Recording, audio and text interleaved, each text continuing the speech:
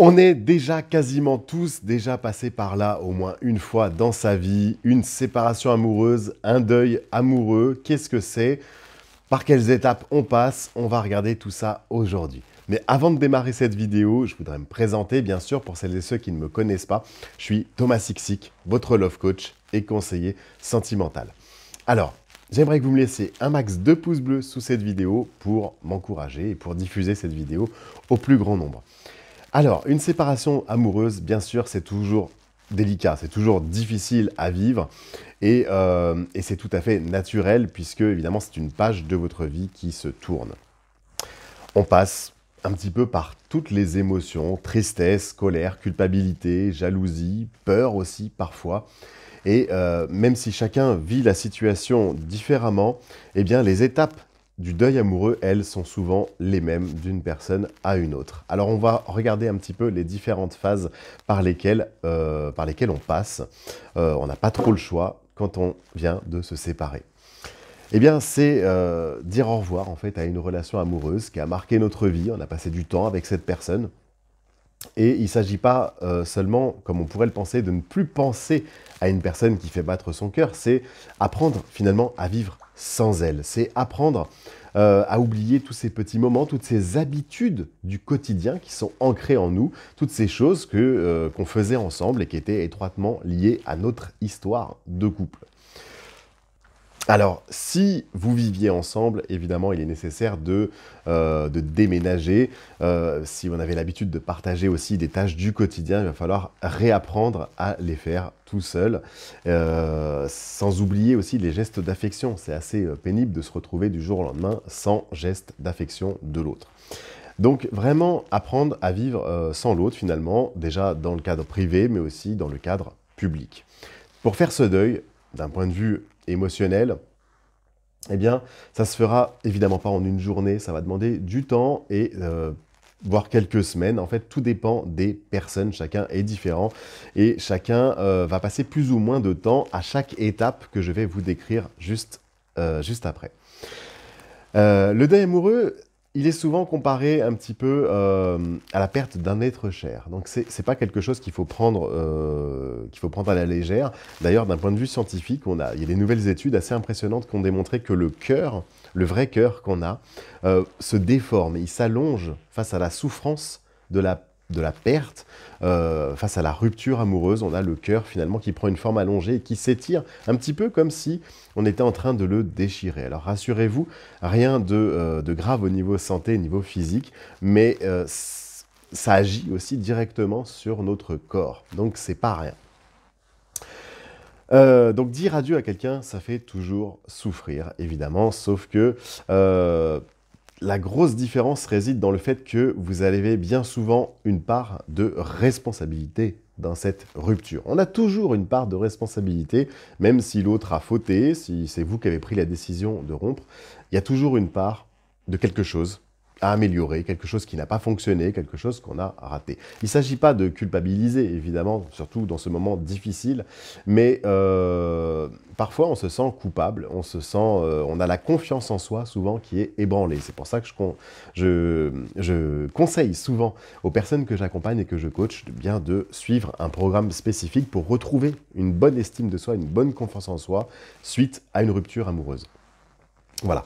Dans tous les cas, on va passer donc par 5 étapes du deuil amoureux qui sont les mêmes chez tout le monde, mais qui durent plus ou moins longtemps, comme je vous disais, selon les personnes.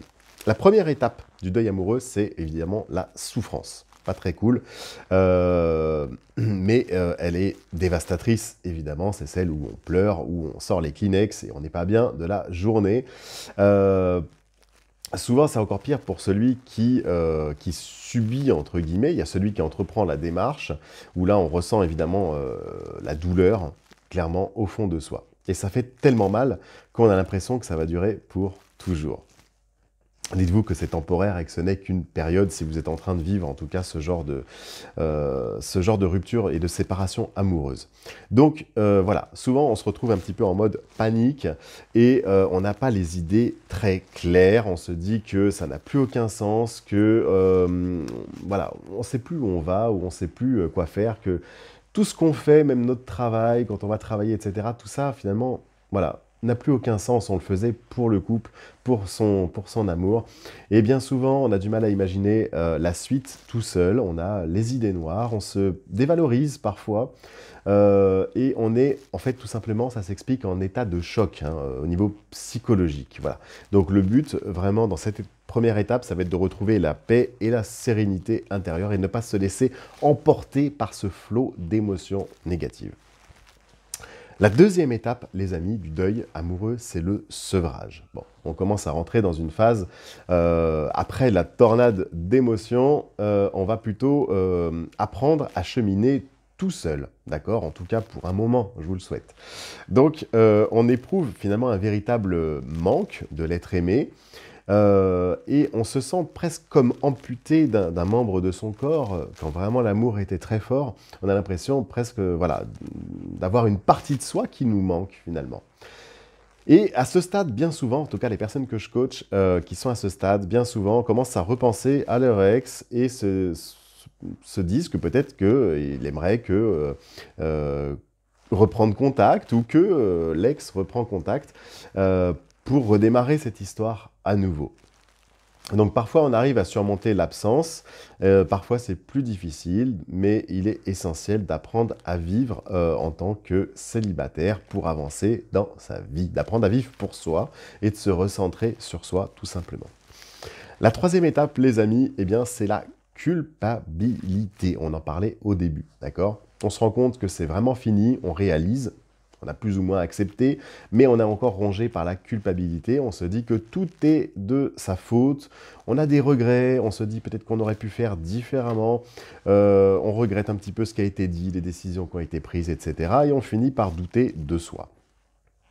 On finit aussi par idéaliser son ex, et on s'en veut. On se dit, voilà, peut-être que c'est moi, en fait, le problème.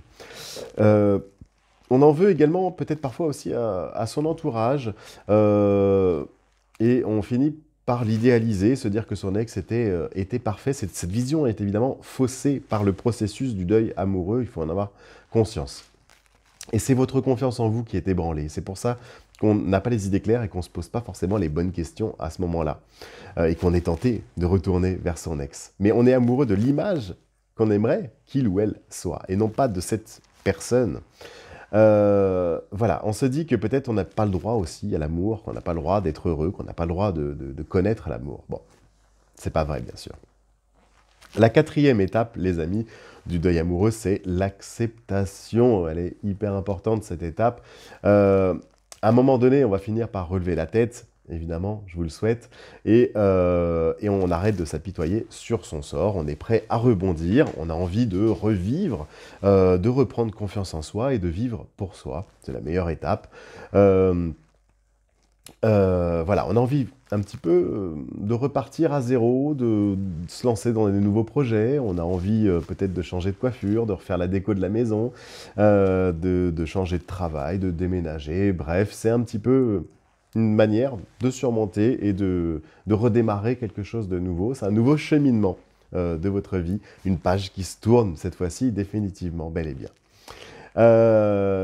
Voilà, vous en voulez peut-être à votre ex. Parfois, vous avez l'envie de lui rendre un petit peu... Dans cette phase, c'est assez paradoxal parce que c'est une phase dans laquelle on renaît, on se recentre sur soi, on est bien, et en même temps, on a un désir de vengeance. Chez les personnes que je coach et que j'accompagne, c'est toujours dans cette phase-là qu'il y a ce désir de vengeance, de lui rendre la monnaie, quoi. Et finalement, c'est l'étape du deuil amoureux, c'est celle de l'acceptation. Et celle aussi, l'acceptation, c'est de se dire, bah, je tourne la page, donc je laisse tout ce qui est derrière. Le fait de vouloir se venger, finalement, c'est retourner derrière. C'est se préoccuper encore de lui. Donc c'est paradoxal avec cette phase-là. Et il est temps maintenant de vous occuper de vous, de vous occuper de votre avenir et de construire l'avenir. On arrive, les amis, à la cinquième étape, celle de la renaissance.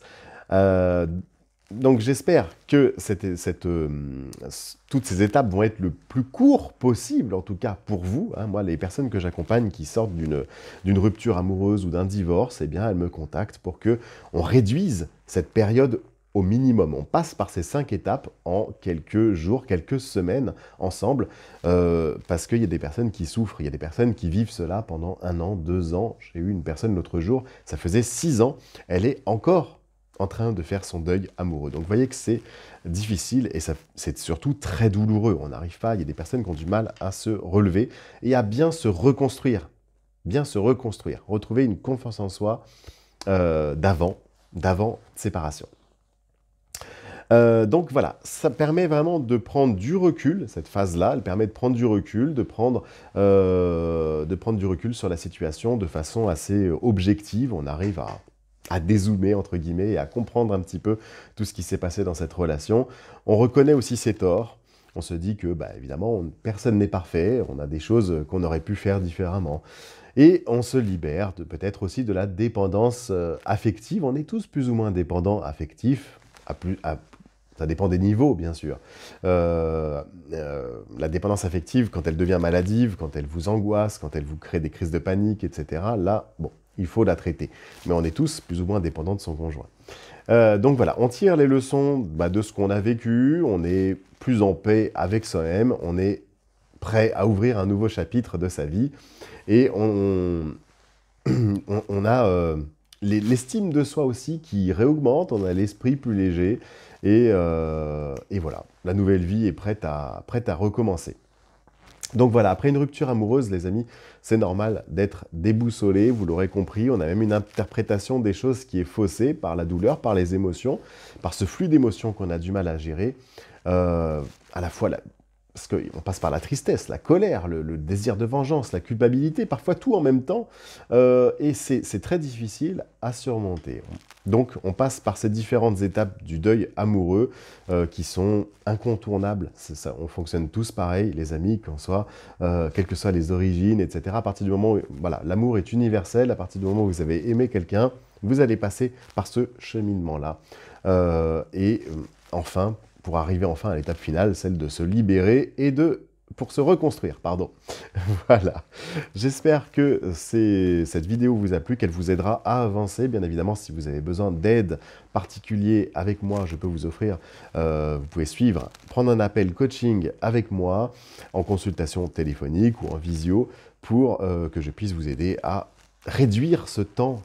On va réduire la souffrance finalement, réduire ce deuil pour que ce soit le moins pénible pour vous. N'hésitez pas à me contacter, le lien est juste sous cette vidéo.